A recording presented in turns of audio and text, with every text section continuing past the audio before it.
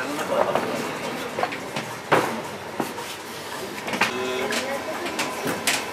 Arkadaşlar bizim bir resme ihtiyaç.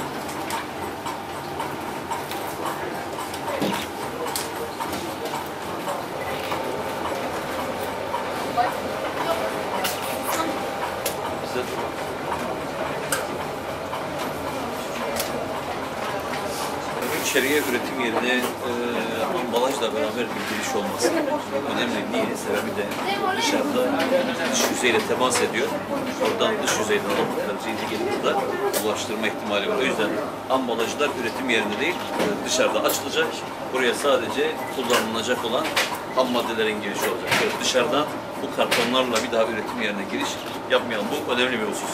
Çünkü şu dış ambalaj, adı üzerinde dış ambalaj, dışarıda temas ederek içeri giren ambalajlar. Burada uygun bir yerde bunlar açılacak. Bu ambalajlar dışarıya bırakılacak.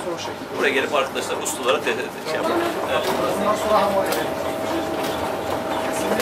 Kesinlikle bir şey varsa ondan sonra hamur edelim.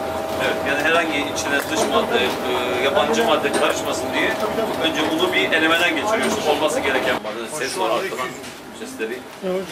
Yani normal sayı Arkadaşlar Normalde 200 gram olması gerekiyor ama hassasiyet gösteriyor 210 gram şu an. Arkadaşlar oran var. Şu anda 226-100 gramın üstünde denk geliyor. Çok güzel. Bu da 220 gram.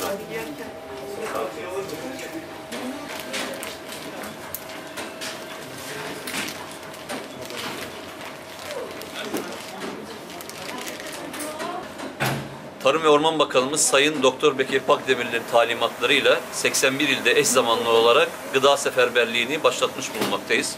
Bugün gıda seferberliğinin 3. günündeyiz. Bugün gündem konumuz un ve unlu mamuller üretim yerlerinin denetlenmesi. Biz de bu amaçla un ve unlu mamuller üreten bir iş yerinin denetimini gerçekleştiriyoruz. Burada amacımız gıda seferberliği çerçevesinde zaten rutin olarak yapılan gıda denetimlerinde bir farkındalık kazandırmak. Tekrar kamuoyunu gıdanın ne kadar hassas bir konu olduğunu ve gıdanın hassasiyeti konusunda dikkati çekmektir.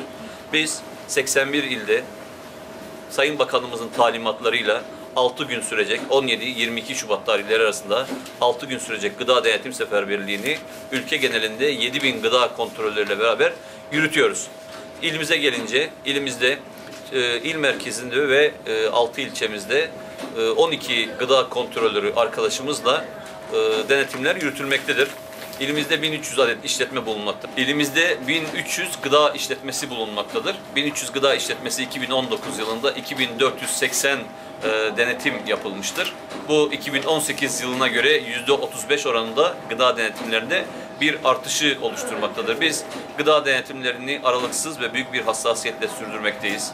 Gıda denetimleri ve gıda hijyeni ülkemiz için çok önemli hususlardan bir tanesidir. Bizim gıda denetimlerimizi yaparken işletmelerden ricamız yaptıkları işin hassasiyetini ve sorumluluklarını bilerek bu bilinçte üretim yapmaktadırlar. Biz halkımıza en iyi gıdayı sunmak üzere denetimlerimizi aralıksız bir şekilde yürüteceğiz. Aynı zamanda denetimi yaparken bunu sadece cezalandırmak amacıyla değil, işletmelerimizi eğitmek ve bilgilendirmek amacıyla da yapıyoruz.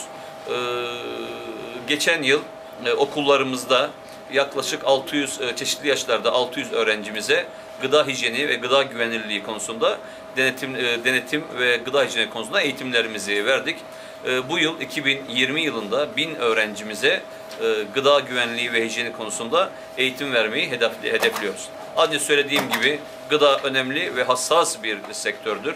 Vatandaşlarımızı ve halkımızı yakından ilgilendirdiği için gıda konusunda karşılaştıkları her türlü şikayet, her türlü sorun ve her türlü öneriyi Alo 174 gıda hattını arayarak iletebilirler. Bundan emin olsunlar ki anında müdahale ediliyor ve çözüme kavuşturuluyor. Ben bu gıda seferberliğinin tüm ülkemizde olduğu gibi ilimizde de başarılı sonuçlara sebep vermesini temenni ediyorum. Teşekkür ederim. Müdürüm. 19 yılında yapılan 2480 denetim sırasında idari para cezası uygun görülen işletmelerimize 105.000 Türk Lirası civarında idari para cezası uygulanmıştır.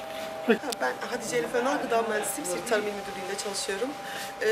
Bizim sektörde en büyük, yani Siirt'te il olarak en büyük problemimiz personel eğitiminin az olması. Biz il müdürlüğü olarak gerekli eğitimleri vermeye çalışıyoruz ama yine de hijyen eğitimi almış personelimiz çok eksik.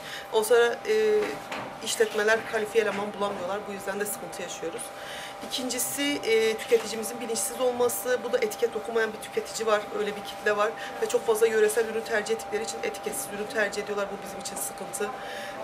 Üçüncü olarak da işletmelerin bir taşıma problemi var. Mesela şu an bir fırını denetliyoruz. Bunların hani araçları var, taşıyabiliyorlar ama çok farklı taşıma yöntemleri kullanan, hani geleneksel olarak üretime devam eden yerler var. O anlayışı değiştirmek zaman alıyor maalesef.